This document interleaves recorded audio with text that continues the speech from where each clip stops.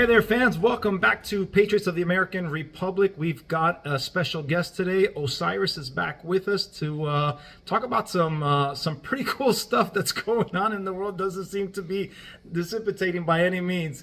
What's going on, Osiris? How are you?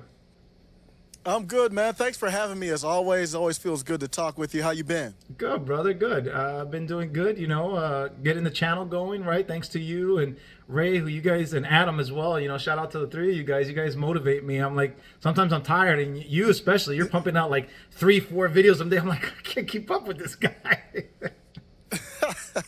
I'm trying, man. We out here, and now I'm looking at other people. I'm looking at you and, your projects, too. We motivating each other. Absolutely, brother. Absolutely. All right. So what I wanted to get into today is a specific topic. I've titled this title called TDS, which is Trump Derangement Syndrome. What is Trump Derangement Syndrome? Well, TDS was front and center from the moment that Trump announced his bid for presidency as a Republican. From that point forward, TDS began to spread exponentially. We witnessed a once beloved Democrat turned on by those whom he openly associated with and supported. They immediately began to call him a racist, despite having had previous ties to prominent black people in the entertainment industry. We saw the claims of racism, white supremacy, and misogyny towards Trump carry over to anyone who supported him or anyone he supported. Right? The claims of racism and white supremacy were shouted so loudly that they gave way to riots, tearing down the statues of former founding members of the country, and an openly anti-white racist movement. Cries of misogyny were hurled at Supreme Court justice nominees from a 36-year-old accusation with no evidence and no witnesses to simply just disagreeing with a woman, right? Just by disagreeing with the woman, you get called misogynistic, right? So TDS has allowed the twisting of our laws and democracy. Our Constitution has been shredded in order to spy on a presidential candidate, falsely set up a sitting president, and multiple attempts at impeachment, right? Which and also allowed for a very questionable election with lots of irregularities, to an eventual indictment of a former president, which has never been done before. One would have thought that TDS would have eventually dissipated, but it's very clear that Trump lives in the heads of the left, rent-free. Osiris, let me get your thoughts on all that. Yeah, Trump is a very convenient figure right now for, in my opinion, people who want to divide the country and basically the world. I mean, I think we're seeing an attack on Jesus Christ at its core, an attack on Western culture. These are all intertwined. Western culture as well, and then ultimately the Constitution. The Constitution is the most beautiful document that's ever been written outside of religion, like the Bible. So go outside of religious beliefs. There is no beautiful, more powerful, more important document that has ever been written in the history of man, in my opinion, than the American Constitution. Very powerful document, and you can't it is just a piece of paper, but you can't just rip it up. You got to get to the core of the culture that believes in the piece of paper, because it always was a piece of paper. And Donald Trump is now the representative of people who they need to squash and kind of silence in order to get that done. He's the perfect guy. He's a tool for people who ultimately want to destroy the Constitution and revamp the world. Yeah, that's a great point. It seems like we're heading at light speed towards an NWO, and people like Donald Trump are getting in their way, right? They're ruining their plans. And so, it's interesting when you mention the Constitution, though. You're right. Our Constitution is unlike any others, right? People have modeled theirs off of ours, but it's not the same. Like, for instance, in Canada, I don't think Canada has a First Amendment, which now is apparently they passed a law. I think you covered it in one of your episodes where they're banning any type of, any type of protest towards, people of a certain community to read to little children, right? And we're talking about the the LGBTQ plus. Let's just be clear, right? People, men, they're men because they're not women. Did you notice that? Have you noticed that it's not women dressed as men, but it's men dressed as women? that are going after kids. They're not. I have noticed. Yeah, they're not going. They're not reading to the elderly who are very, very lonely in some cases, right? Have nobody to talk to. They're not going to nursing homes to talk to them. No, they're specifically targeting kids, which I think is really interesting. But like we just finished pointing out, in Canada, they're setting up a bill where you're going to get arrested essentially if you protest that, if you try and protect the innocence of children. Wow. Yep, the founding fathers knew what they were doing, man. They were very young, most of them at the time, when they, wrote the Constitution, declared independence, but they knew the number one thing is the pen is mightier than the sword. So the Second Amendment is after the first. If you just think about brute, kind of protection, defense, and military and stuff, you would think, well, the right to bear arms would be number one. No, it's the right to speak. And Donald Trump, a lot of people are speaking through Donald Trump. But here's my message to those, if I'm right, I could be wrong, but if I'm right, you go get rid of Donald Trump, there's going to be another figurehead for them. The movement doesn't go anywhere. Correct. So, if you want to look for an optimistic thing, I don't want anything bad to happen to Trump, but don't think that the movement is dependent on the one man. I know you don't, but the movement is way bigger than one person. It'll be Kerry Lake or whoever else, somebody we don't know, will carry that torch. Correct. The movement, he sparked this movement. And honestly, in contrast, the movement was there because, I think we just saw such an anti-American movement when it came to the Obama administration that he offset that, right? Because I think that if Obama doesn't happen, we stay stuck with the status quo like another Bush Jr. or something like that. You know what I'm saying? It's very weird. The way that Obama came in with the excitement, and many of the Trump supporters were Obama supporters. So you're right, the way that Obama came up, and I think part of it, I don't know this for a fact, but it felt like the country wanted to say, we've moved on, we're not racist. It doesn't matter if he's half black or half white. We like what he's saying, we're gonna support him. Even people who voted for McCain, even people who voted for Romney, not all, but many of those voters were like, okay, Obama's our president, I'm going to support him. But then we saw big banks get bailed out. We saw bombs, so many bombs dropped that this isn't a lie. They literally ran out of bombs under his watch. And people are like, and then the race stuff got worse. We're like, wait, what's going on? Boom, Trump comes in. Perfect atmosphere to bring Trump in as a rebuke to Obama. Yep, absolutely. And I think, so here's the thing is that did TDS actually start with Trump? Or did it start with Obama, right? Because, if you think about it, it's because of Obama we got Trump, and the left absolutely hates it. But it's undeniable that Obama injected that poison because, all prominent, and I think we're getting a little bit ahead of ourselves, but prominent Democrats have been on record for going against, they've been on record for certain things, and then after Trump, they switched, right? Just a good example, open border. I was young enough to, or I'm old enough to remember when Bill Clinton at the State of the Union address, how he talked about how illegal immigration was bad for America, for the country, for Americans. And that doesn't mean just white-skinned, blonde hair and blue-eyed Americans. That goes for all Americans, U.S. citizens, legal U.S. citizens as well, right?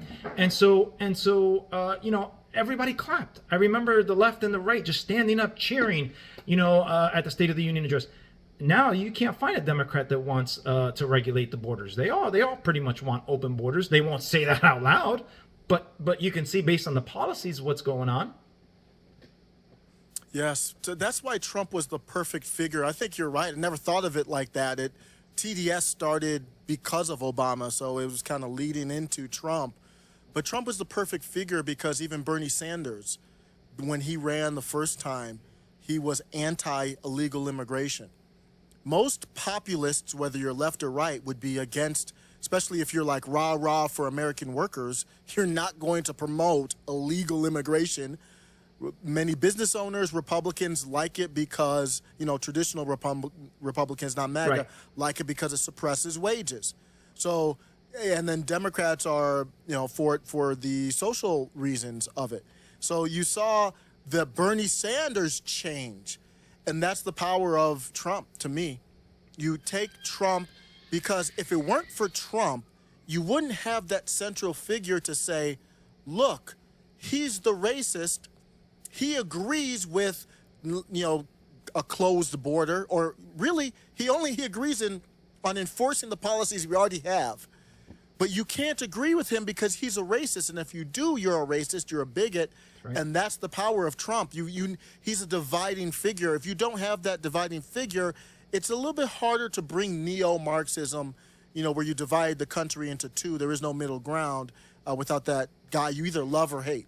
Yep. Yeah, and it's really interesting because honestly, if you look back, those things have always been there. For instance, with McCain, when McCain went against Obama, right? They had tried to do the race card with him, right? That's their go-to playbook, and it's really easy when it's against a white person, right? It's a racist, right?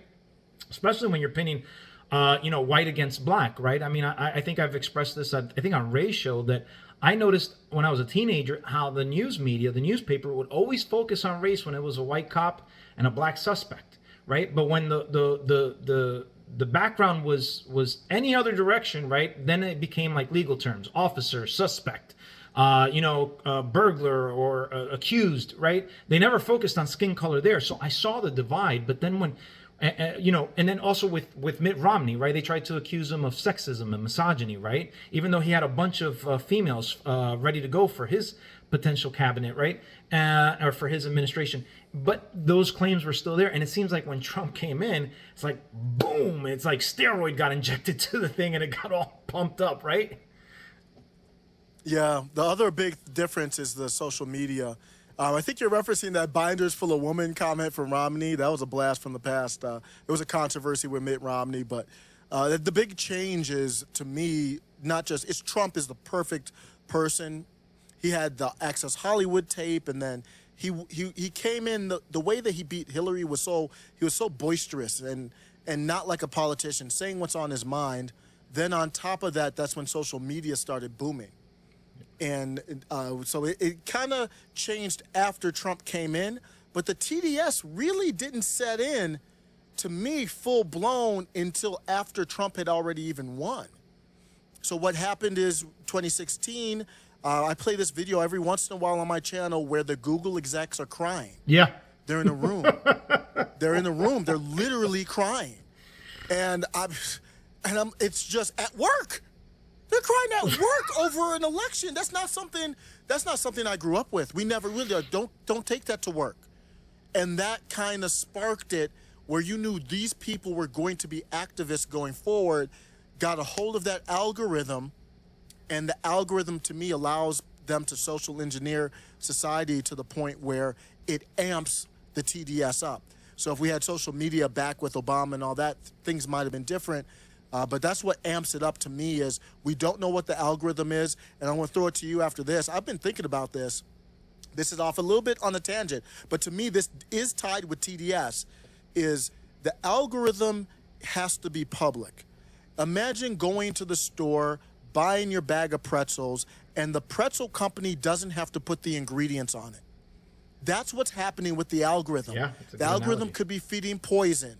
They could be putting poison in the pretzels, and we don't know what the ingredients are. At least they have to tell us what's in it, and if they're putting something else in, we know they're lying. That's how the algorithm should be done. We should know everything. Nothing about it should be private. Yeah, I agree. As a matter of fact, I started to write a book. I started to notice this TDS and all this stuff. I don't like lies. I don't like, I really don't, especially ones that can be easily disproven. And the media has proven to be really propaganda instead of media, right? And it was so noticeable when Trump came into office. And I started to write a book. It's called Emotional Warfare. And it's basically how the left has used emotions, right, to trigger us, right? It's the reason, like I said, back in my example of the news article, right? It's the reason why they use race. Before it was for ratings, right? They would, if you're angered and triggered emotionally, right, of racism, you're going to tune in until justice is served, right? But now it's become a weapon. They've weaponized it. And so during that time, I really realized how, just everybody was going crazy. And in order to do research to get actual dates to the examples that I was providing, I had to do lookup. And every time I did a lookup, all I got were leftist sites. I never got right-wing sites. I never got middle ground sites, right? All I got was left like the first 2 to 3 pages. Who's going to look after the third page? Yep, and it's yeah, you see that with all these lies that are out there. Most people living their life, doing whatever they do, they're not engaged. They say J6 was this. They label it as the exact same stuff you'll see on CBS or MSNBC. They're not thinking for themselves, and it's because they don't really have access to the other information. And that's all, man, Google, I remember when I first discovered Google was 1996 as a search engine. And I was like, whoa, this thing is amazing. You can find everything. Google was a great search engine. Google today is an unmitigated disaster. It is, you go on there and search the most innocuous subject, and you can tell it's curated, things are hidden. It's hard to find stuff like it used to be. Bing is better than it now. Bing is woke from Bing is now doing Chat GPT with it, but it's Microsoft, it's woke, but it's better than Google, and that's not an accident. Right. They're doing that on purpose to hide the information. That shows you the power of the internet. Absolutely. So let's get into some examples of TDS, and I touched on it in my opening monologue, but I really want to dig into it, right, with the legal stuff, right? I mean, let's take the first example that I have on my outline, spying on a presidential candidate. When has that ever been legal? When is that good? I thought that was only done in like banana republics, communist countries, right, where you have dictatorships, right? Yep, they knew that they were losing their stronghold on the people. The moment I knew, well, just looking back, I didn't know it at the time, but now looking back, the deplorables comment from Hillary Clinton was the moment that she expressed to us that she knew she had no chance at recovering those Obama voters that went Obama to Trump, or the independents. She knew at that point, I can't get you, so I'm just going to call you a name. And so that's the point. They knew we couldn't do it. So what do? You lie, you steal, you cheat. But I don't know if they did anything illegal. It's hard to say because of the Patriot Act. I think the Patriot Act brought along the different ways that you could spy on people. I have to dig into the minutia of the legal. I have a little bit, but I don't know if it was illegal. It should be illegal. But they bastardized the Patriot Act which was supposed to be used against foreigners. Yep. Remember, it was terrorists overseas, and it was at that time it's supposed to be Muslim or whatever, and it was used domestically. Yep. It was supposed to be against terrorists. It was in a response to 9/11. I remember implementing it during the job that I was working at over there, where we had to adhere to certain laws and so on and so forth. But I mean, how do you spy? I mean, spying on an American is illegal. Unless you have probable cause, and if I'm not mistaken, you got to go through a FISA court, which they did with false information, right? With the Steele dossier and all that stuff, right? And so here we are, 7 years later or 5 years later from when all this went down, and no one's in jail. It's clear that they falsify. So let's just say spying on an American is not. Or on a presidential candidate. Let's just say it's not, which I can't see how it's not, but let's just say it isn't. The fact that you're presenting false information to a court, you're presenting it to a judge, you are signing that it is verified information and it is truthful to the best of your knowledge. It was false. Why is nobody in jail for that? Can you and I falsify a government document? No, oh gosh, no.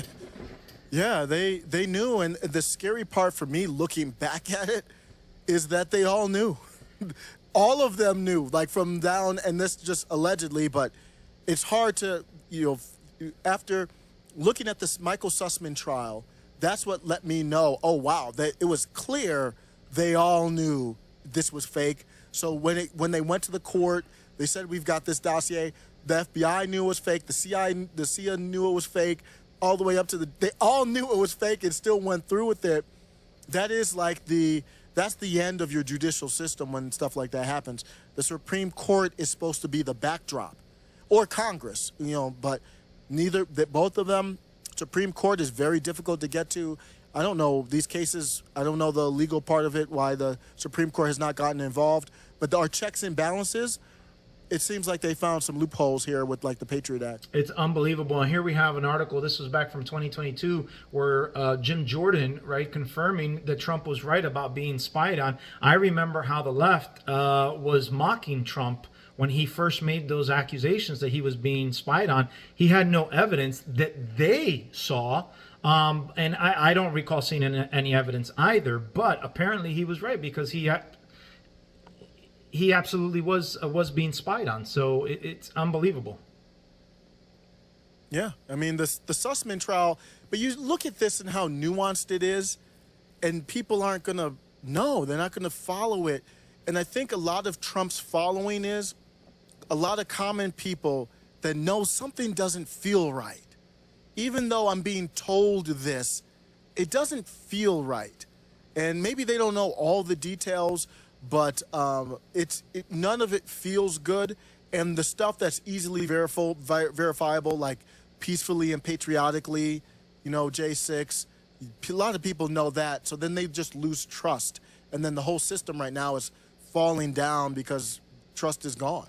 Yeah, and I mean, we have so many examples, right, where we could see where they were just absolutely lying, right? I mean, we had a gentleman from CNN covering a building or a car being set on fire, talk about how it's mostly peaceful, right, where they accused, Nicholas Sandmann of being racist and instigating a fight on or instigating some type of issue with a Native American, and when the rest of the video comes out, it's the opposite, right? The kid was just there, quiet as can be, and it's the gentleman who got in his face, started banging the drum, and whatever the case may be. But it just goes to show the dishonesty within the media.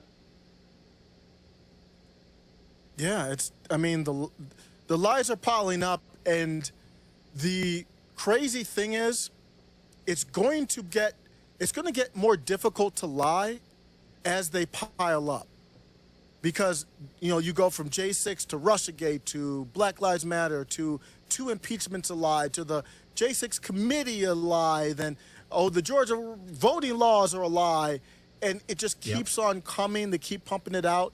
And then the pandemic comes, and a lot of that's questionable. And every time along the way, I think people wake up. I think people wake up you wake up a little bit more. Most people, I don't know what the number is. I'm just guessing it's about 90% of Americans are just going around their life, living their life. They don't know what's happening. But every time they lie that big, even Jussie Smollett, stuff like that, every time they lie just a little bit, you get some of that 90% that leave them. And that's where you're seeing it go online, and they know that, so that's why they have to keep the algorithm private, keep the dissent in echo chambers. So they want to keep you and me, Carlos, in an echo chamber, so we can't reach that group of normies that really could sway things a lot in our country. You're absolutely right. You're absolutely correct on that. We talked about a number of different bullet points that I had here, right? We talked about them planting evidence. Remember the insurance policy from Peter Strzok and Lisa Page and McCabe, right? They actually went on to multiple times they tried to impeach him, but they finally got to him with the call to Ukraine, if I'm not mistaken. Right, accusing him of an insurrection with J6, even though he said peacefully protest. They deliberately leave those pieces of information out, and thankfully, thanks to Tucker Carlson revealing footage that Nancy Pelosi had kept from the American public, we saw where people had been escorted. Barricades have been removed.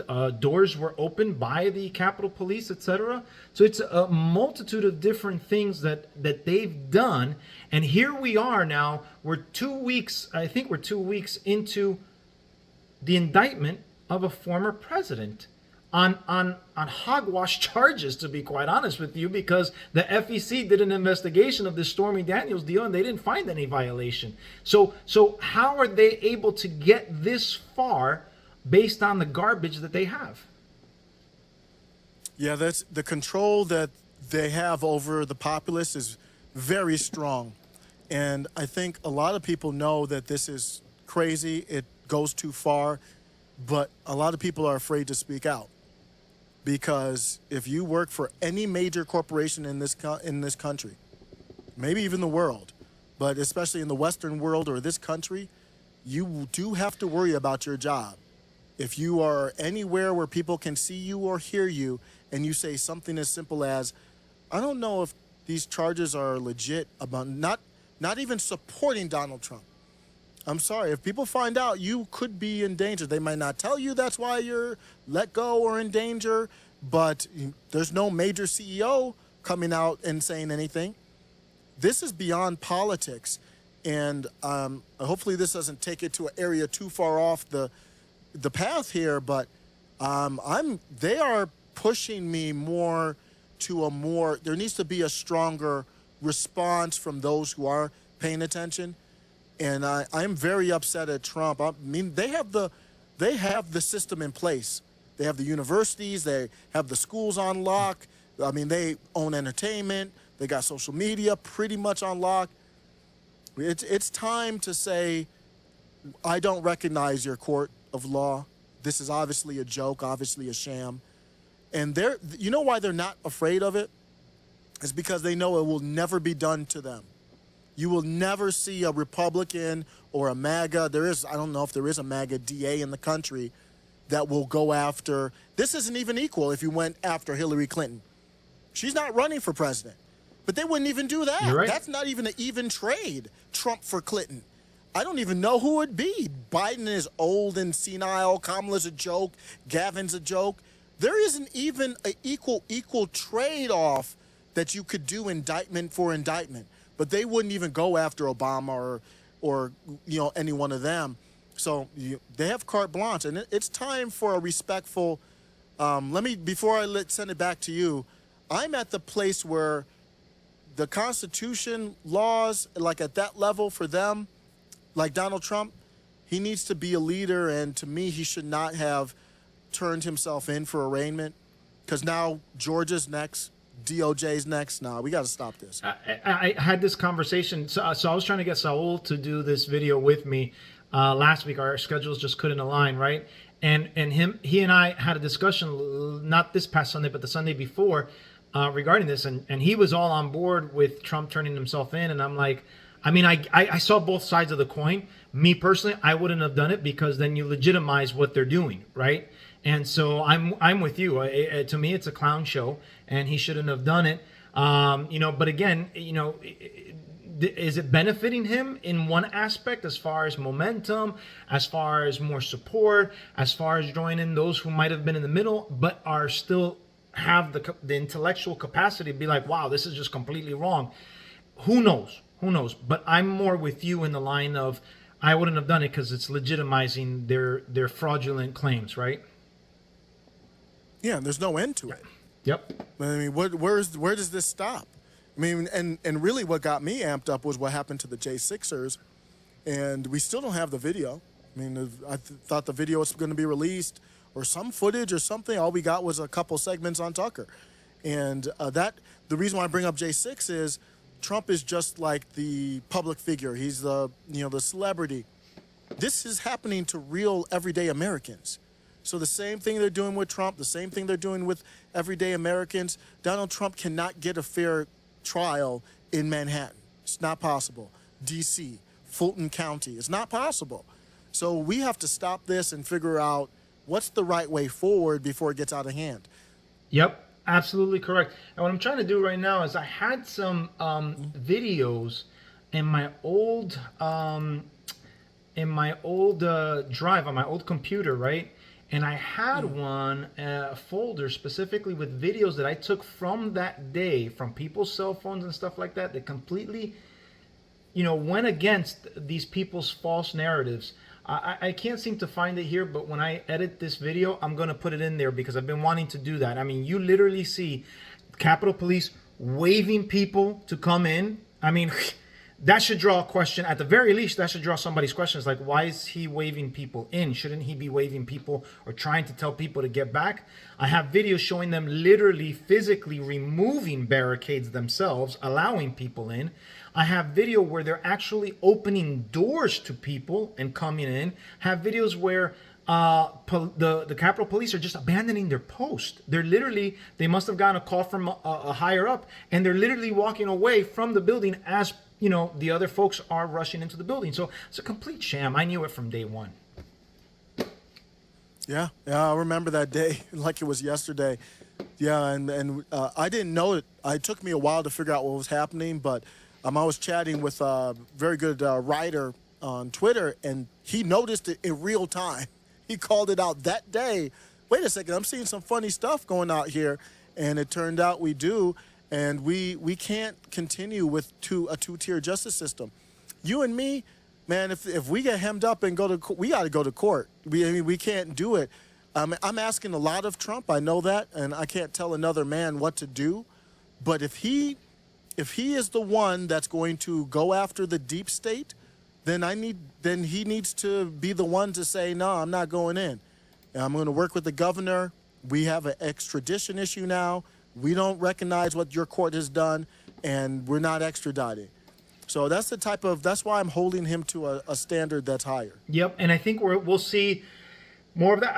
I think that he's kind of going to do an Obama type thing. Remember, Obama still played within the lines in his first term, right? He was still opposed to illegal immigration within. I mean, I have video of him campaigning on it, right? And then by his second term, well, he knew he wasn't going to get reelected, so he kind of let the chains loose, right? And I think Trump was going to do pretty much the same thing during his second term, which is why they were so just relentlessly scared of him, and they did whatever they needed to do to get him out, and that's why they're doing whatever they're trying to do to keep him from going, because they know this is it, and they know he's going to do whatever he can within his power to do as much damage to these people's plan, whatever it is, as possible.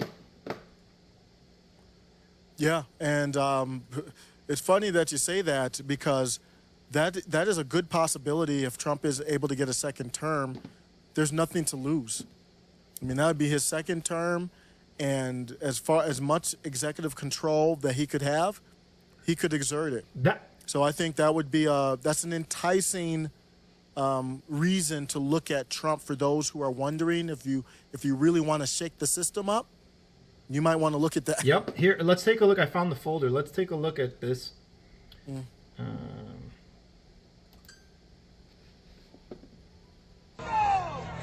So here, people are coming in already. Look at this guy. Yeah, come on in.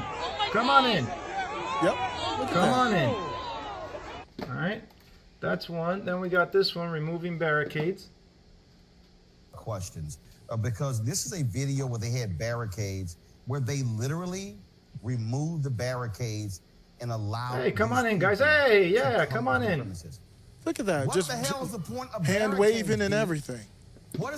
Are you telling me that if there were 5,000 or 10,000 Black Lives Matter protesters, that they would just voluntarily... And part of it is, more and more people are able to see stuff like this online. You might be able to see it. I think they try to keep that echo chambered and trapped as much as possible. But, if you see that online and then you turn on MSNBC and they say, well, J6 was this, and you notice that they don't show those videos, then they lose credibility. Yep. We got one more right here. Let's try this one here. See if it comes up.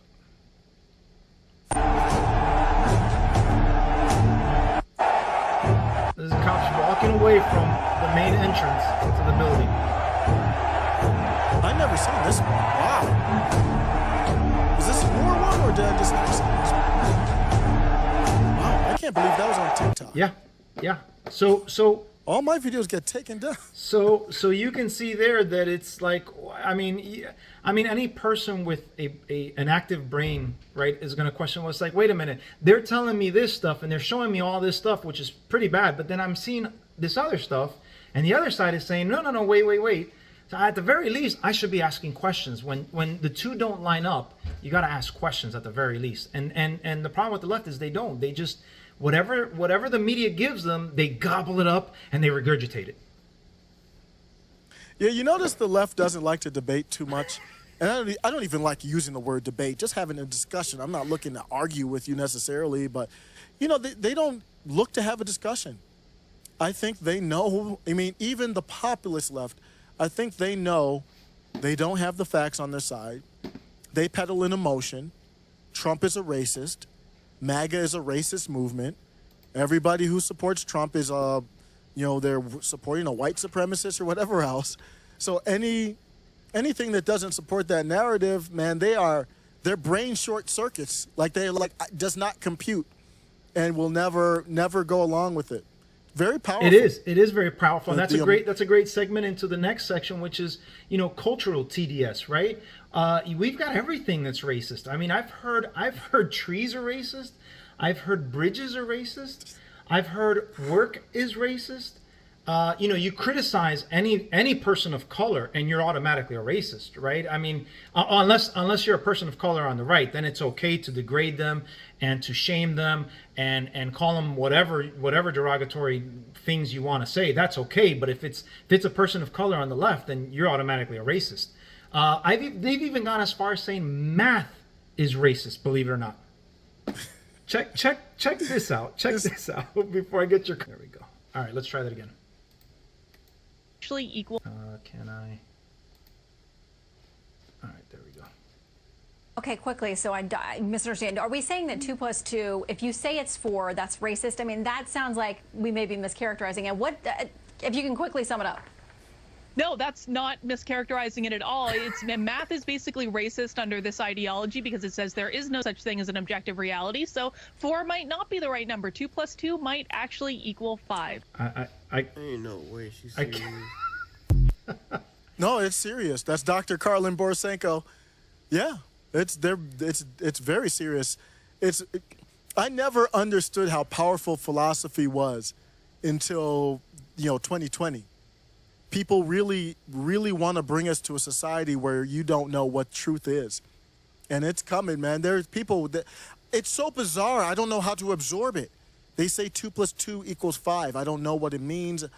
I struggle with it, man. I don't even understand I don't know what's going on when they do stuff like that. Math is absolute. It's a numbers, right? There's no opinion when it comes to that. Not when it comes to basic math like that, right? Like if we're doing some type of an analysis, you can fudge up numbers, right? You ever heard the expression, I'm sure you have, is that numbers don't lie? It's true, numbers don't lie, but they can be manipulated. For example, if you're taking crime, let's say, and I think California did this, where they raised what they consider a misdemeanor, right? So if you steal, I think it was first 300 and now they lifted it up to 600, right? And then most recently I think they went up to 900.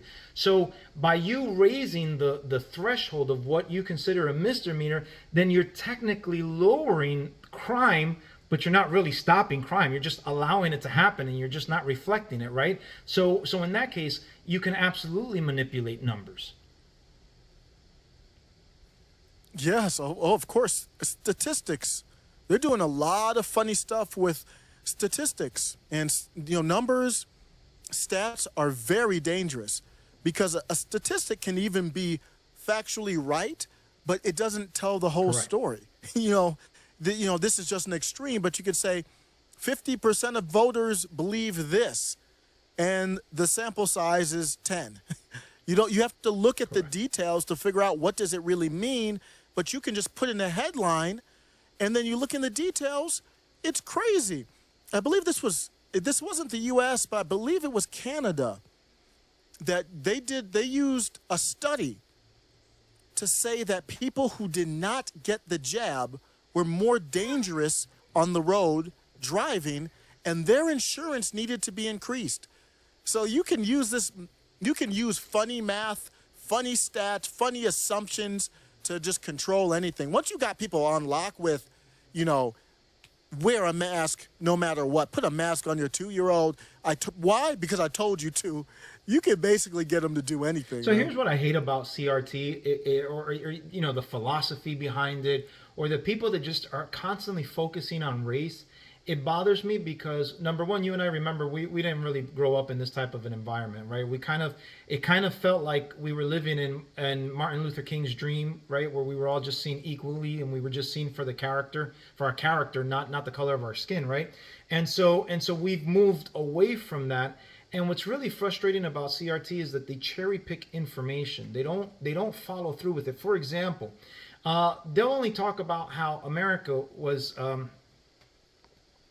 Sorry. They'll only talk about how America was practicing slavery, but they don't acknowledge the fact that it was a worldwide practice, including on the continent of Africa, right? They look at the fact that Americans enslaved black people, but they won't look at the fact that, over 500,000 white people died freeing them. You know what I'm saying? It's like, what are you choosing to focus on? Are you choosing to focus on the stuff that's going to fuel your hatred?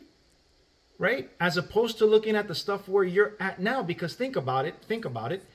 I'm perfectly happy that my parents came here from another country. I have a lifestyle in this country that I would not have had in my father's country.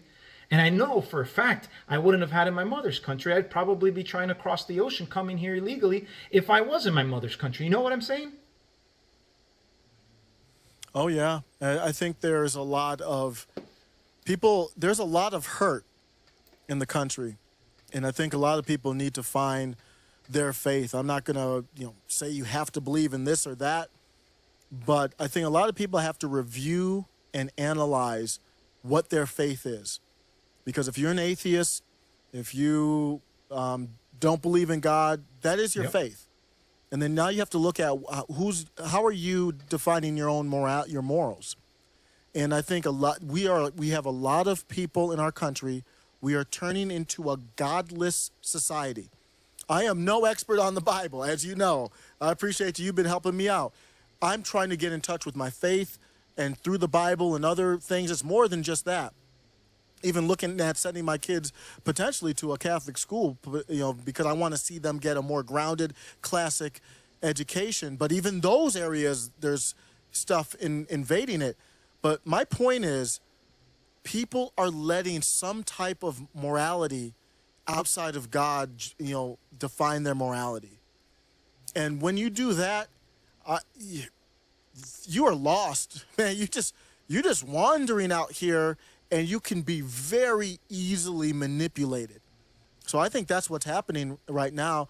And I'll give you on a positive note, on a kind of like, how do you fight this? To me, it's just, making connections with people, the cultural impact. Just if you're in a small community, say that we just got uprooted and you took a random sample size of 1,000 people in this country who had woke beliefs and Christian beliefs and whatever, a mixture, a true diverse of thought group, and put them in a random 1,000 person town on Mars. Let's say we got to Mars, boom, all 1,000 of you're on Mars now. There wouldn't be any of this. Because the community is so small, you know each other, you're going to be able to know each other. You're not going to be able to pit somebody against each other based on skin. It's a lot harder. So now what we've done is we've all gone online. Our country's so big.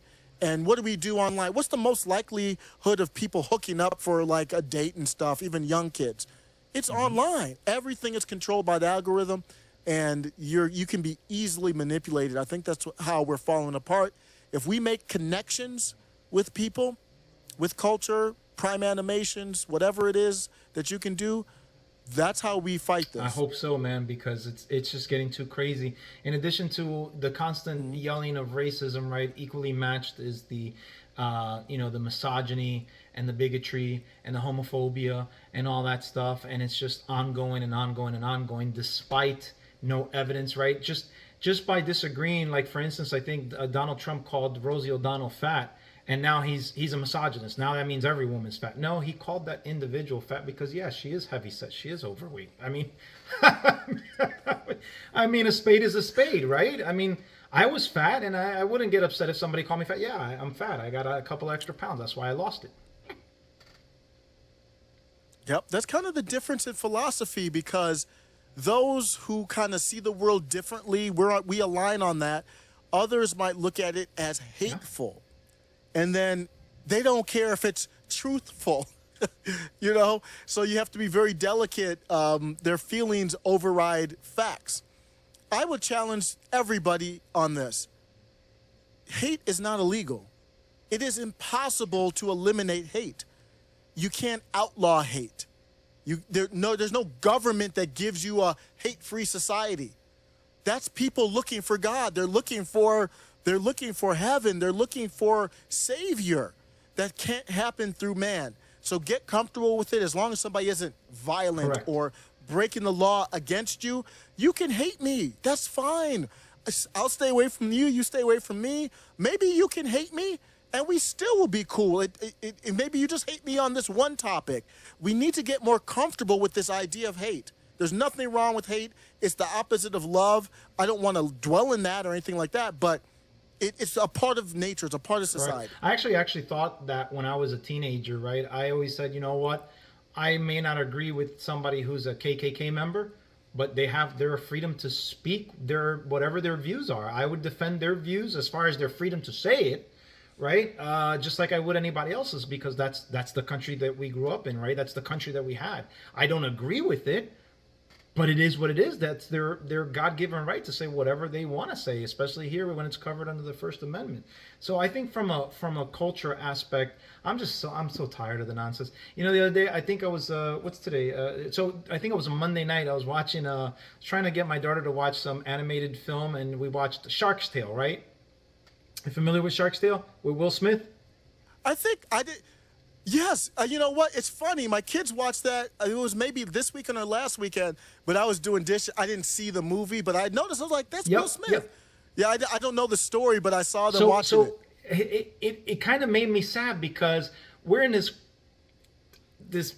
I don't know, man. I don't know what to call this bubble of diversity and representation and blah blah blah blah blah. And we had all that up until the 2010s. I think from the 2010s going forward, maybe 2015, somewhere around there, it started to change, right? But we had all that. Here you got Will Smith, who's the main character.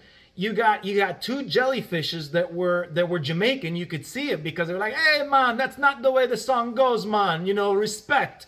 You know, and then you had Missy Elliott, Christina Aguilera. You had Renee Zellweger. The focus was the story and the characters. It wasn't on the culture. It wasn't on we needed diversity. It had nothing to do with that because it was already there. You know what I'm saying? Yeah, I never saw it, so I wish I had watched it now. So you liked it? I watched it when it first came out because being an animator, I watched all. And back then, animated films were rare. They weren't as frequent as they was. So I tried to support the industry, and I went to all of them back in those days. So I didn't know what year is that movie from? 06 maybe. Let me look it up. Wow, man, how quickly times change. They could never do that right now. Never. Nope. Now, maybe you saw Mario Brothers. Maybe Mario Brothers. I've heard different. I heard that I think you liked it. Tim Pool thought it was woke. I haven't seen it. There's nothing there. Or Tim Pool thought it was mini woke. Here's what Tim Pool thought. He said because the princess was the savior. I didn't see it, so he kind of spoiled it for me a little bit. No, she's not. She's not. She's not the same. I don't know if he saw it or not. She's definitely. What it is that so first of all, Shark's Tale came out in 2004.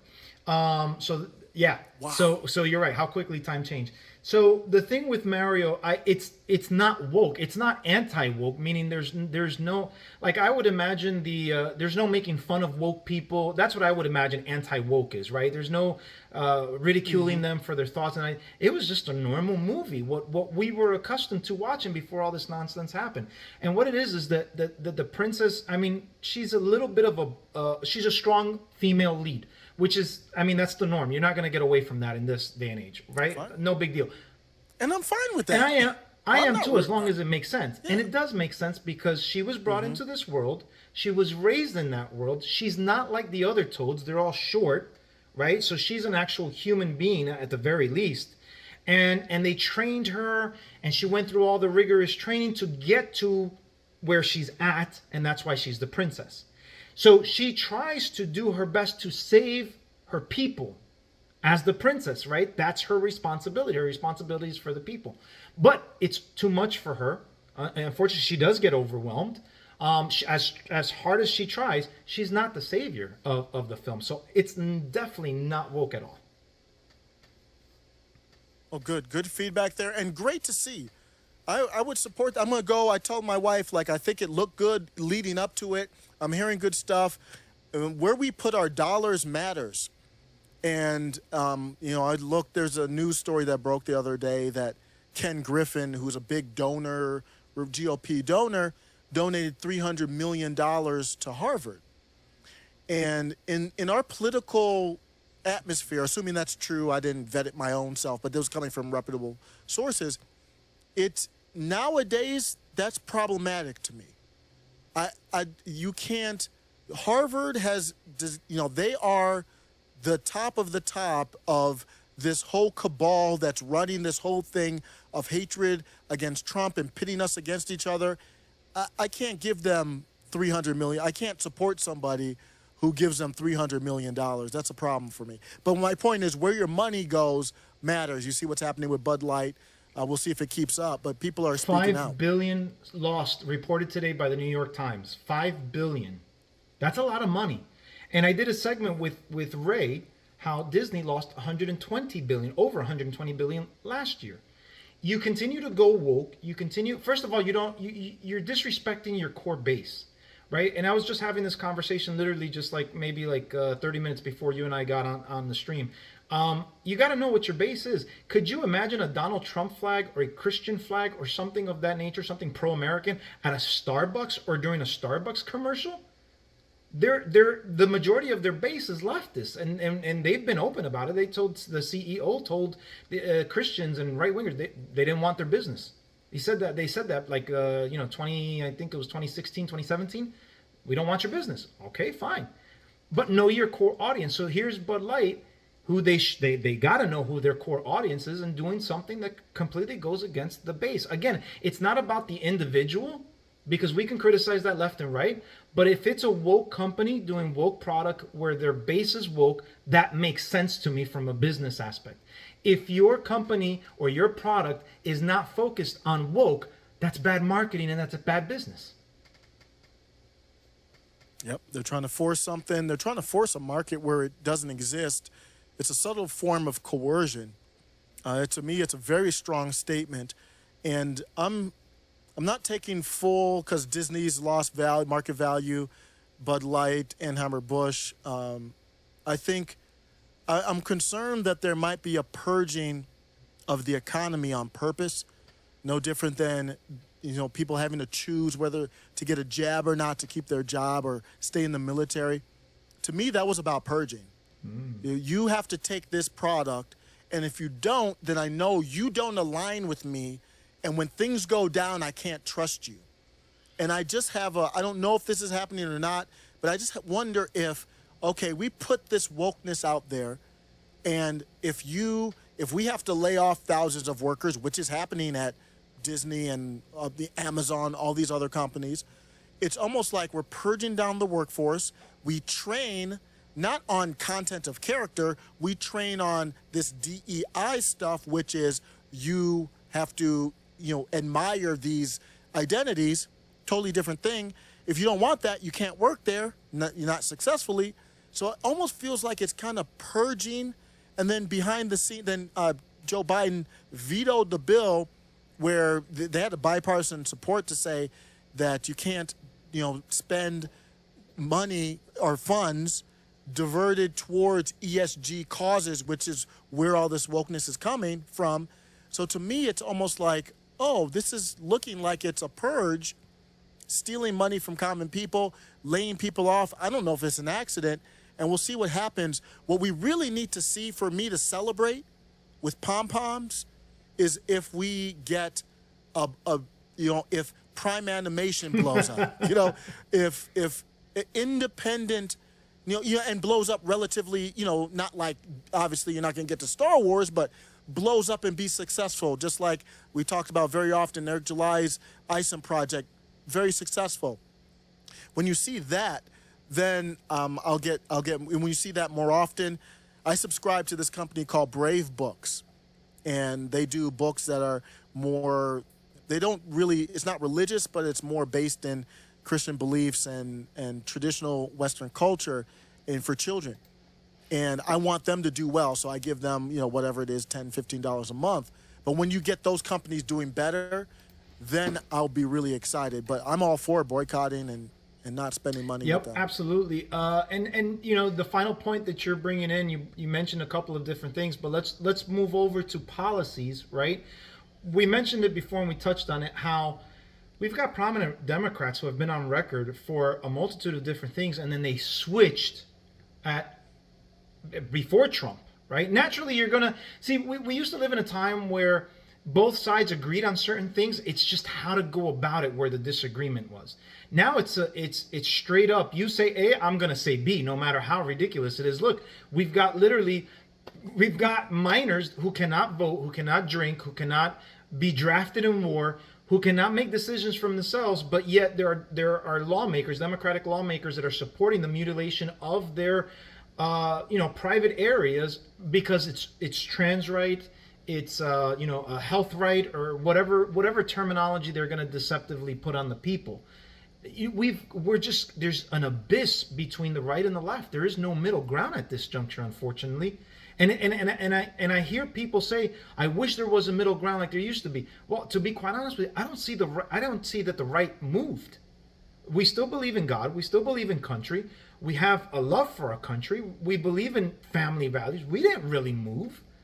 But to quote Roseanne Barr, the left moved. The left moved so far that it's unrecognizable to a lot of people, like Tulsi Gabbard. Yeah, we have to be able to connect based on where we agree.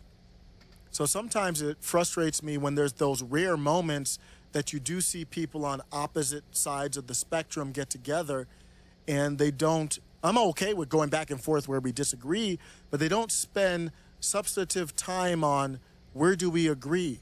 What do we agree on?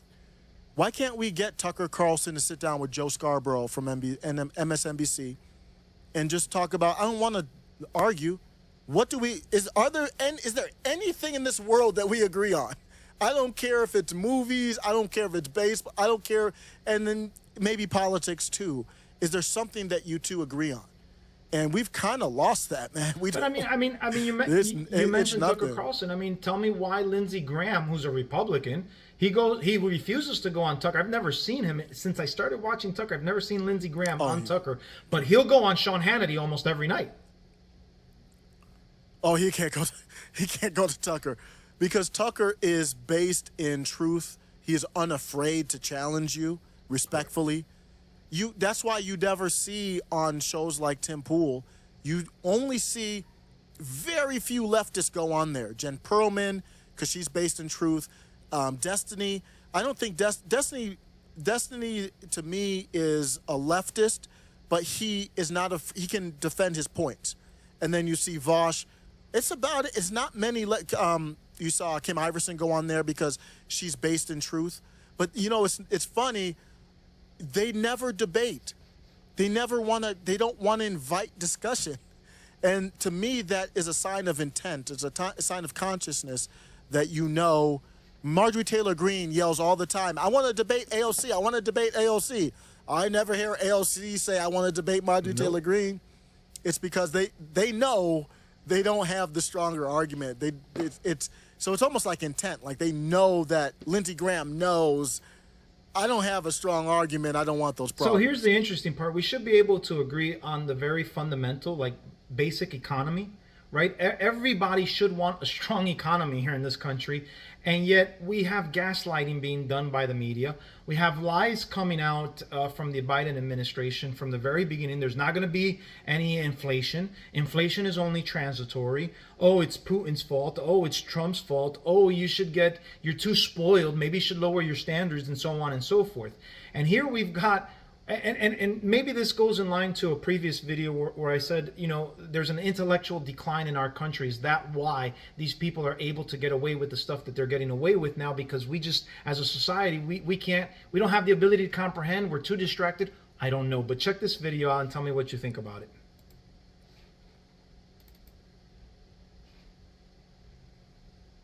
Well, I've got news for my MAGA Republican friends. Not on my watch.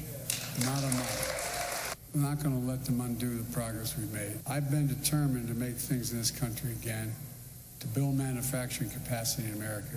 Some folks didn't believe we could do that, but we made it He made no bones about it.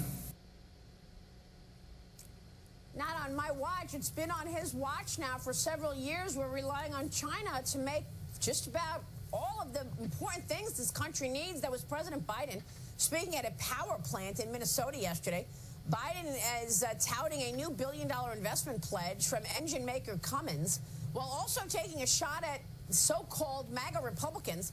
He claims they will hurt U.S. manufacturing. Joe, this president continues to rewrite or tries to rewrite history. Yeah. In fact, it's been the Republicans who've been saying made in America, put America first. And it's actually the MAGA Republicans who say that.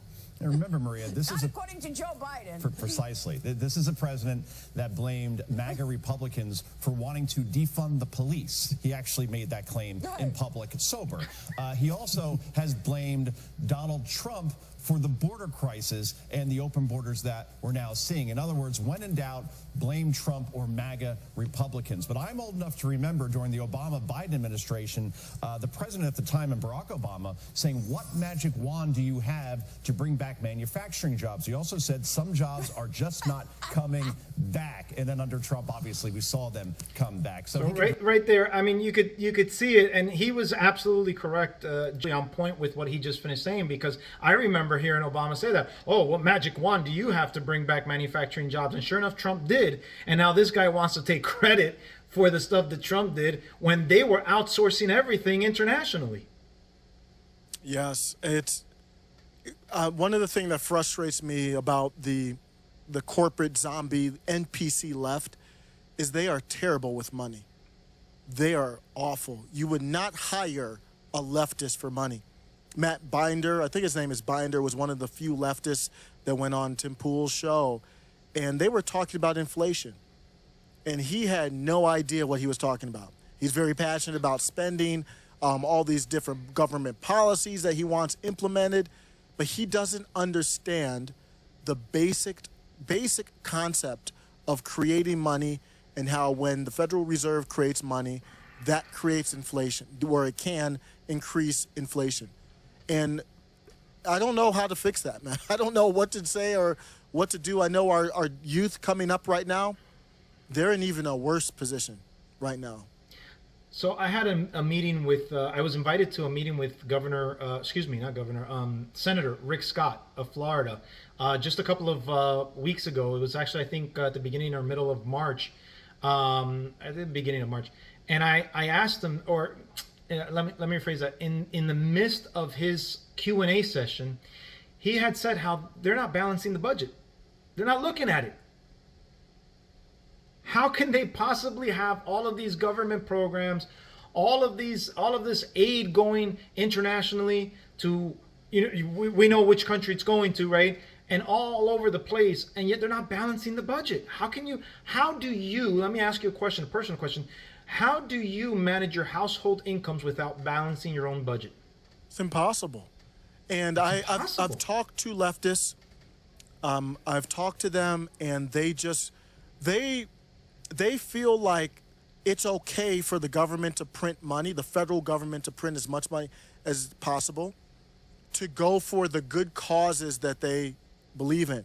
Because I've used that analogy. I said, everybody has to balance their budget in their household. You can't spend more than you're making. You're going to go bankrupt. Creditors are going to be after you. You're going to lose your house, car, all that kind of stuff. Cities have to balance their budget. States, they can't print money. They don't have access to the printer. So what's happening is the federal government, most recently pandemic, prints the money out, breaks them off because of the pandemic under that auspice, and gives them money. They're still in debt. Billions of dollars spread out to different cities all over the country due to the pandemic, and San Francisco right now facing a deficit and then increasing over the next few years. But from their standpoint, they just think the federal government should print more money and bail them out. It's absolutely absurd. It's I actually got to ask him a question, and in part my statement, I said to him, I don't understand how you guys are not balancing a budget. I mean, if any business or company ran their business or their company the way that the government runs this country, they would be out of business really quick. And he agreed. But that's one of the challenges that he noted. Final topic that I want to touch on before I let you go is the propaganda machine, and we kind of touched on it already with the media and the gaslighting. And boy, are they doing a good job of just keeping people either asleep or because it's not the other woke, right? They're not awakened to the reality of it. But I mean, you can't look at the economy, the way things are. Gas prices are still high down here, like $3.50. That's up from when Trump, or that's up pre-pandemic, right, which was $2.19. Post-pandemic was $1.89 down here. I just bought a dozen eggs, almost $5 compared to what it was before, which was $2. Right, bacon is still $11 compared to the 5 and change that it was before. You know, wages are going down. Credit card debt is on the rise because people can't afford things. How do you look at these things and you just either shrug your shoulder, oh well, or you just don't look at the person in charge and see that the fact that the prices started going up as soon as he came into office? Yeah, I think this all starts with young people. I think they are doing a great job getting young, and some of these people aren't young anymore. I mean, one of them was I forgot the exact title, the marketer for Bud Light, who sounded like one of these 14-year-old indoctrinated students. They're getting older, and they don't talk about any of that kind of stuff. They don't even talk about it. It really opened up my eyes during the pandemic when I'm like, this is life or death. Like, this is the serious of topics. And you're not having an open debate about it. You're not having an open discussion about science. They said, here are the leaders. The leaders are corrupted, and then they spin everything. So the people who don't know what's going on with inflation and all this stuff, is they would be like Sam Harris. They would say, I'm going to go to Secretary of Treasury Janet Yellen. What is she going to tell me? So they had her in a hearing. They said, well, the debt could go to over 50 trillion. Like, that's not a good thing, is it? And then she said, oh, some BS about the actual effective interest rates, as long as that's manageable. Basically, she's talking. Basically, what she was saying is we're running up the credit card, but as long as the interest rates aren't too high and we can pay off the interest and never touch the balance, we'll be okay. That's what she said. And people who don't know what's going on, or those who know a little bit of what's going on, they point to the expert. And then they will say, you and I talking about it, we don't know what we're talking about. We're what? Disinformation, whatever they want to call it. So it's a battle for information going on right now. And that side is really reaching the youth, and it's really trickling up. And those in the system right now are pointing to the experts. The experts are all, in my opinion, corrupted. But this goes back to something that I said on the first time that you invited me over, is how many times have those experts been correct about something? Here we have, you mentioned Janet Yellen. She was the one who said there wouldn't be any transitory, any inflation, and then she said that it was transitory. And then finally, after the 5th or 6th lie, she goes, well, we just didn't expect Putin to invade Ukraine, which was a year after they took office, right? So, I mean, you got to start putting one and one together. And the problem is that we have a media that's in bed with the political left, right? Instead of being there to expose corruption, hold these political people on both sides of the spectrum accountable, they're not. They've made themselves a bed with one side to trash the other side for their money, power, whatever the case may be, right? They're elitists themselves, even though they pretend to be for the people. But check out this last video that I've got here for you, and let's see if we can deduce some of the tactics that are being used to lie to us. Solve a problem without first identifying it. And the problem in our country right now? Authoritarian leaders who are so hell-bent on gaining power and keeping it by whatever means necessary that they're directly attacking our freedoms in state after state. That's why I'm launching the Campaign for Democracy. We're going on the road to take the fight to states where freedom is most under attack, where Republican leaders ban books, criminalize doctors, fire teachers, intimidate librarians, kidnap migrants, target trans kids, stoke racism, condone anti-Semitism, force the victims of rape and incest to carry their attacker's baby. where they ignore the will of the people. They make it harder to vote and easier to buy assault weapons. We'll help lead the fight to make sure we elect leaders in 2024 who believe in democracy. He sounds like a villain. Hey, you know what, Carlos? You could get him to do a voiceover for like a bad guy transformer. He has a good voice for like a bad guy, a villain in the movie. Lex Luthor. That's some scary stuff, man. Projection, like all the standard tactics. You know what's funny? Tucker Carlson often says what they accuse you of is what they are guilty of, and everything that guy mentioned on that ad is everything that they are doing, right? Why do we make it tougher for people to vote? No, we're making it tougher for them to cheat. Voter ID does not make it tougher for people to vote. It makes it difficult for people to cheat, right? There's just so many lies on top of lies that this guy has put out there. If I'm not mistaken, who are the ones that were forcing you to take an experimental jab, and who are the ones that were not? Who are the ones that forced small businesses to shut down, and which states were not, right? It's just so absurd.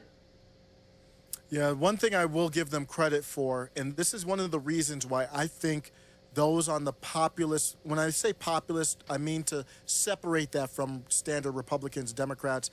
Populist just means I want more power with the people, not the government. Amen. Populists on the right need to work with populists on the left, because populists on the right, way better with money. Libertarians, way better with money. Leftists, though, they're way better at the heartstrings. You look at the video from Gavin Newsom there, he's tugging at the heartstrings. Look at what the mean old governor's doing. He's attacking the poor old librarians. He's banning books. That's hurtful. And the right is terrible. Even MAGA, too. Terrible at emotions. Their ads do not tug at emotions. There's good ads, like Marjorie Taylor Greene had the ad at, she had like the 50 caliber rifle or whatever and shot it at a car. That doesn't tug at anybody's emotions, though. So it's good for the base, I guess. I don't know. Maybe it's not important because the right isn't as emotional, but I want to see the right dabble into the emotions. Like we were talking about mutilation. Let's dabble into the emotion of that. How do you not have emotions of children? They're fighting for children to graft off their forearms. Like there's no emotion there? I don't know. The problem is remember, these people own the media, and so they're silencing. It's no different than what it took place with C19, right? Any doctor that came out with an alternative an alternative measure to combat the virus, alternative information. Hey, we had doctors that went to Capitol Hill and say, look, we've got data. This is how we've treated all of our patients with a 99% cure rate, et cetera, et cetera. They either got fired, they got shut down, their practices were taken out, and so on and so forth. And it's the same thing with the transgender movement. You've got people, listen, I don't know what it's like to be an alcoholic. I've never been an alcoholic. But if there's a person who went through alcoholism, got through it, I think it would be a pretty good idea to listen to that person and how to defeat alcoholism, how to stay sober, et cetera, because they have the experience, right? Likewise, we have people who are detransitioning, who are coming out of that, and they themselves are saying, I got deceived, I got tricked, I never should have gone through with this because my emotions, my head, et cetera. Instead of listening to those people and these companies pushing the brakes and saying, whoa, this isn't an exact science here. There's nothing set in stone here. We've got thousands of kids, if not millions of them, coming out and saying, there should have been something alternative because I'm regretting what happened to me. That's not happening. Those people's voices are being silenced, right? Yep. And so you only have one movement. That's why I have so much respect for somebody like yourself grabbing a mic. To me, it takes courage just to do it and to speak your truth, and then to do it respectfully and not be afraid to touch some of these more controversial topics with respect. And that's how it starts. You gotta speak out, and hopefully you connect with people who even disagree with you politically. If you can do that, man, that's like the gold standard. And I think we can kind of break this malaise we are in our country.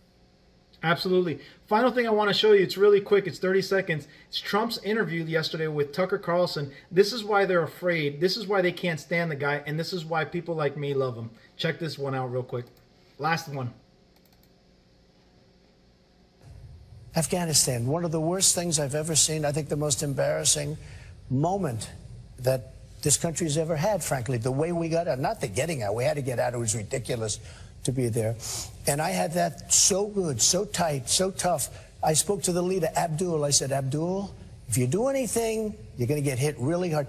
Literally, he said, but so why? He goes, why, oh, why do you send me a picture of my house? I said, you'll have to figure that one out, Abdul. But we didn't have one death in 18 months. He knew, not one death. And then to see the way we got out, like we were surrendering, like taking the military out first, leaving $85 billion worth of equipment behind, giving up Bagram. I was going to keep Bagram. I was getting out, but not for Afghanistan. It's 1 hour away from where China makes its nuclear weapons. Dude, that guy said, why did you send me a picture of my house? That is a great line. I didn't even know Trump did an interview with Tucker. I got to watch that. But that's what you loved about Donald Trump, man. I think that type of stuff is the reason why the CCP, they don't want that guy back in charge. He's unpredictable. They hate people who are unpredictable and would say something like that. What other president ever would say something like that? Never. I don't think I even heard remember Reagan saying something close to that. But I heard it this morning from last night's show, and I was dying. I was cracking up so hard because, man, you got guts to say that and the way that he said it. But that's what we need, man. We need our allies to respect us. We need our enemies to fear us, and we shouldn't be politically correct about it. Yeah, and I'll end with I'm a libertarian type. I don't even know what to label myself, but I like the Libertarian Party, and that's a peaceful movement, peace first. But he's trying to use that threat to do what? Remove. I want everybody to move. I don't want to keep anything there, but his goal was to get out of there. So he was threatening them so that he could get the troops out. Correct. That's the kind of stuff I want to hear. He wasn't threatening them to have more war. Love that, man. That's what you want to know why people love Trump. It's that simple. Yep, that's exactly why I put that video. And all of this political harassment, presidential harassment, all it does is it further it strengthens us, right, to stay with him. I'm a bigger supporter of him today than when I was back in like 2016, right? Because of the unfair treatment, the way that they've twisted the laws and the Constitution, and the way they've gone after him. The way that I've never seen them go after Bush. I've never seen them go after any Republican the way that they've gone after Trump. And it's sad because I put myself, what if it were me? Look at the things that they're doing with DeSantis also. You think, and this is a message for DeSantis, if he doesn't stick by Trump and he thinks that he's going to get in, you don't think that they're going to do the same thing to him when he gets in? And if they don't, that's a sure sign that he might be on their side. Yep. Yeah. So I'm excited to see what happens. That's why people love Trump. And there's no money that's going to stop that. Stop the connection between common people and Trump. Yep. Absolutely. Hey, brother, man, it's been an absolute joy and pleasure having you back on the show. I'm so glad that you were able to join me, and let's keep doing this, man. I really enjoy talking with you since we're so close in age, and and we don't have the exact views, but dude, we respect each other so much, and that's the best part about it. Absolutely. I appreciate you, man. You and Salul, man. I got so much respect for y'all. The knowledge that you guys have, man. I want to just do it big and get your voice out to as many people so we can keep spreading it. I appreciate you. Amen, brother. All right, man. We'll be in touch. Take care. God bless. All right. Take care.